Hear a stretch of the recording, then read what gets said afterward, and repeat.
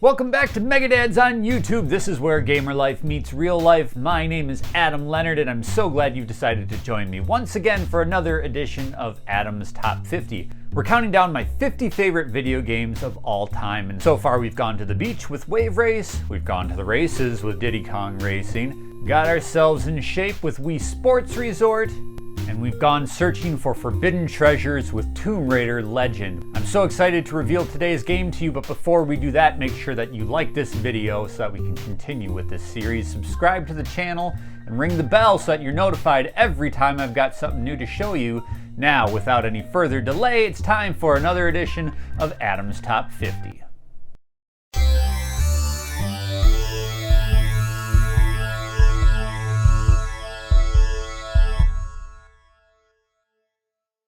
Now, I might be starting to sound like a broken record here because today's video game once again comes from the Nintendo 64, and in fact, it was a launch title for that platform back in 1996.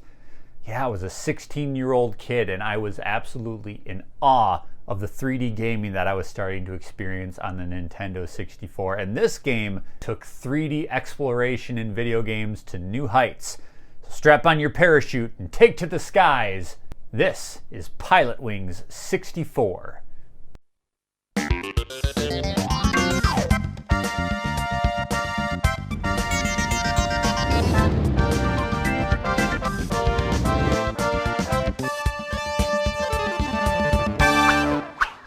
Pilotwings 64 is the sequel to the Super Nintendo classic Pilotwings, in which you partake in a series of licensed tests in different aerial vehicles in order to hone your skills and go on new adventures.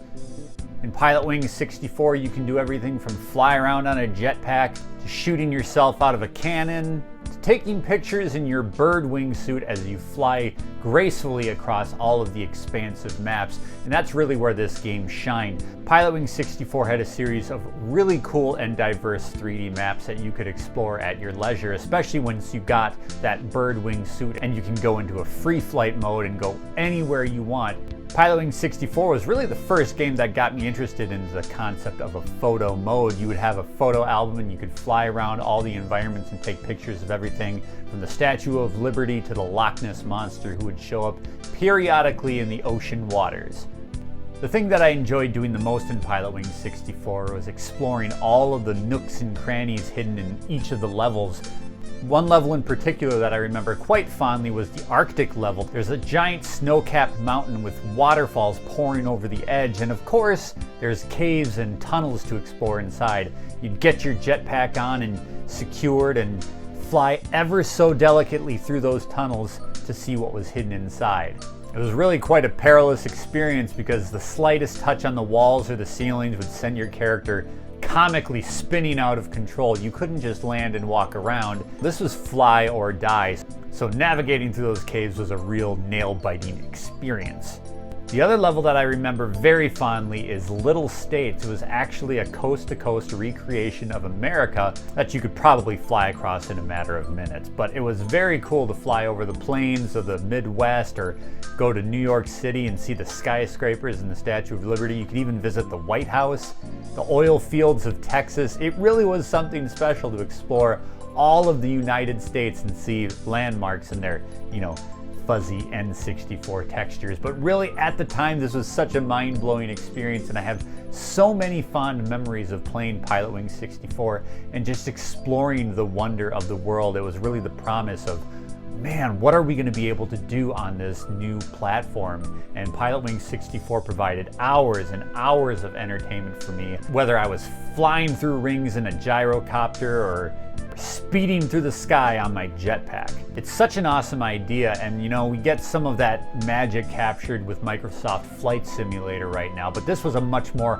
arcadey experience, had that Nintendo joy and charm, and while this game was brought back with a 3DS title focused on the island from Wii Sports Resort, it was Pilotwings on Woohoo Island. I really want them to return to this formula because there's so much we can do in this space, taking to the skies at high speeds and doing stunts and exploring the world from a bird's eye view. Pilotwings 64 is a fantastic game, and that's why it's my number 46 favorite video game of all time.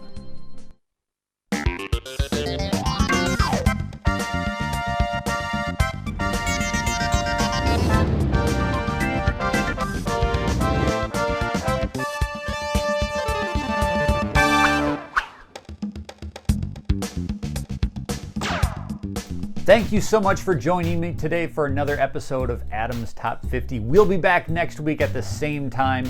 Make sure that you subscribe to the channel, like this video, and let me know in the comments section what you think of Pilotwings 64, maybe some of your favorite video games as well.